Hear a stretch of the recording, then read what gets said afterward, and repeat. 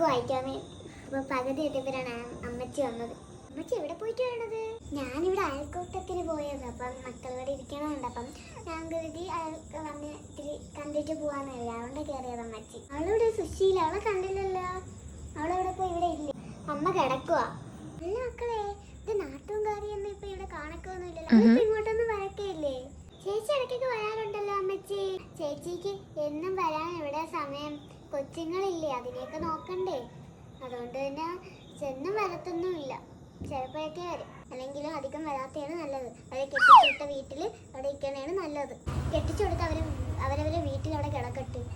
എന്തിനാണ് വെറുതെ ആവശ്യമില്ലാതെ?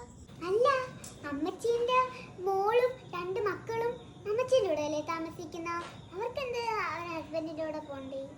അയ്യോ, അവർക്ക് 2 പൊട്ടി മക്കളല്ലേ. ആ കൊച്ചുങ്ങളെ കാര്യം ഞാനല്ലേ നോക്കണത്. അവളാണെങ്കിൽ ഒരു പൊട്ടി.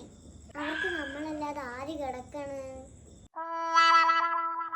മക്കളെ, അമ്മച്ചിക്ക് ഇത്തിരി തൊണ്ട നനയ്ക്കാം. ഇത്തിരി ചായപ്പൊടിന്റെ വെള്ളം ഇട്ടതാ മക്കളെ.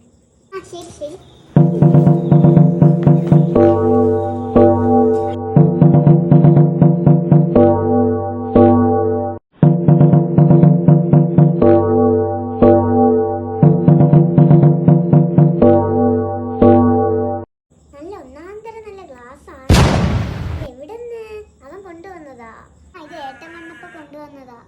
ഇതൊന്നും അവള് വരുമ്പോ വെളിയിൽ ഇറക്കണ്ട. അവിടെ നിന്ന് കൈയും വീശി വരും. ഇവിടെ നിന്ന് ഒരു ലോഡ് സാധനങ്ങളുമായിട്ടാണ് പോണത്. ഇതൊന്നും കാണിച്ചു കളയല്ലേ, അല്ലെങ്കിൽ അവൾ എടുത്തോണ്ട് പോകും. എന്താ ചേച്ചിയുടെ വീട്ടിൽ വന്നല്ലേ സാധനങ്ങൾ എടുത്തോണ്ട് പോകണം, അല്ലാതെ അമ്മച്ചിന്റെ വീട്ടിൽ പോയി ഒന്നും എടുത്തിട്ടില്ലല്ലോ. അല്ലെങ്കിൽ അവൾ ആലോചിക്കണം, അവൾക്ക് ആകെ ഒരു സഹോദരനല്ലേ ഉള്ളത്. അവൻ്റെ ഒരു കൊച്ചല്ലേ ഇവിടെ ഉള്ളത്.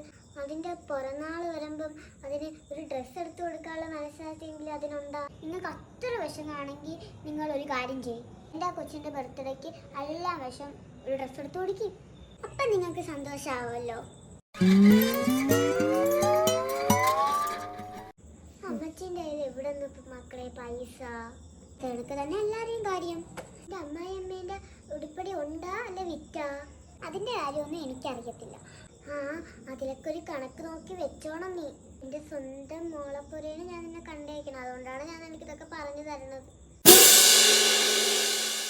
നാളൊരു ദിവസം എൻ്റെ അമ്മായിയമ്മ അവളെ കയ്യിലെല്ലാം എടുത്ത് കൊടുക്കുമോ?